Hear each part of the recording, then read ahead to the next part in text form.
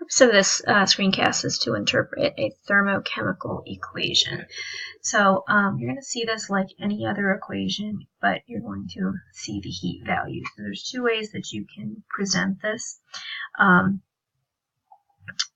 again, you have your delta H values for endothermic being positive, negative being exothermic.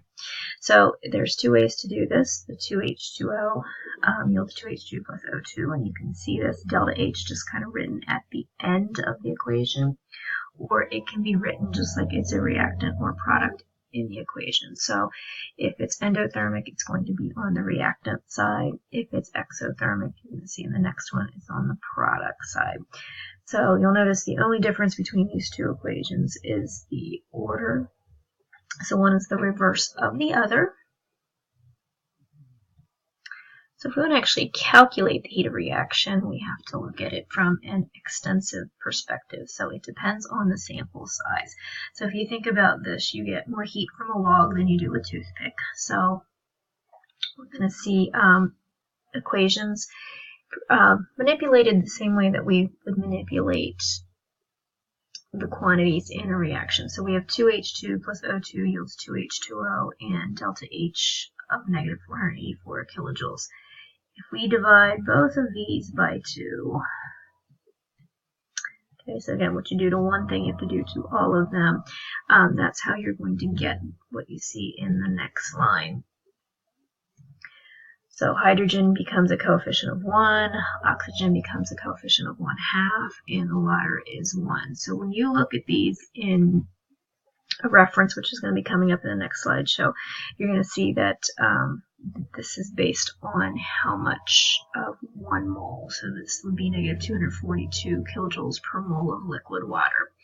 So what you're going to see here is that fractions are often used in these thermochemical equations. So and these values always represent moles. So unless it gives you specific information for something else, assume moles.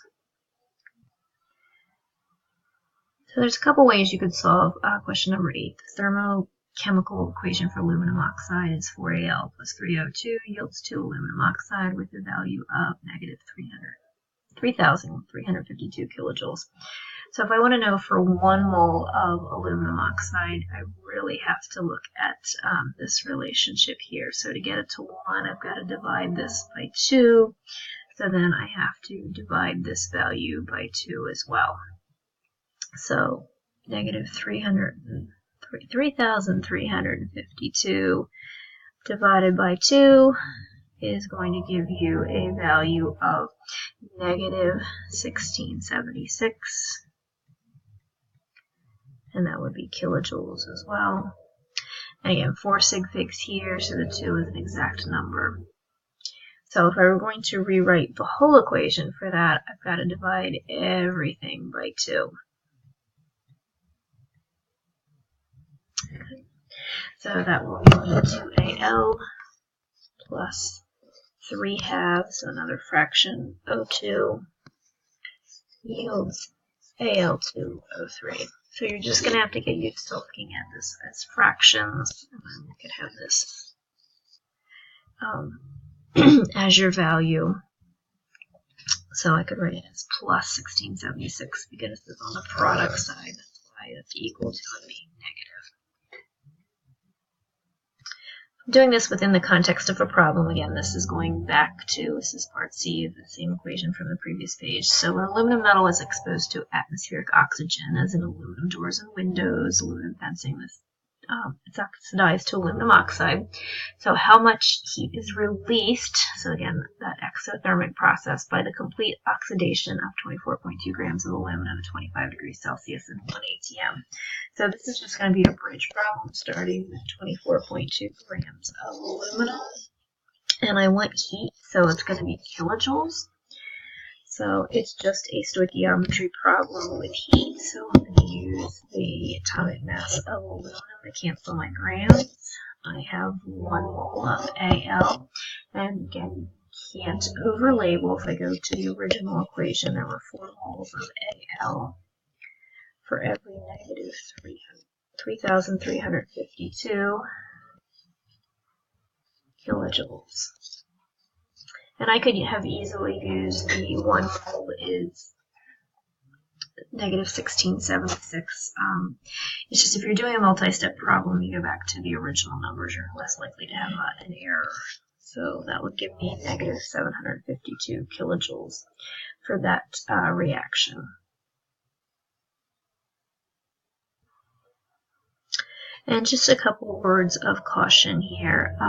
Units can be kilojoules or kilojoules per mole, but they really mean the same thing. The physical states of all species are important and must be specified. So if we change the phases, we change the heat value.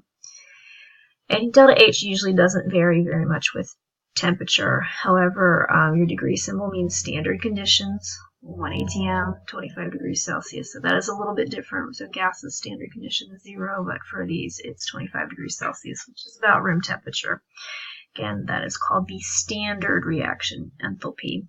And this is the symbol you're going to see for that on the AP exam, the delta H degree sign reaction. Your textbook uses this really strange reaction, delta R of H for the delta H of reaction, but you really should be looking at these and use the stoichiometric relationships in an equation. If they give you those heat values, you need to account for that. Okay, so there's another problem set there on the bottom for you. And please check Firefly or the board for due dates.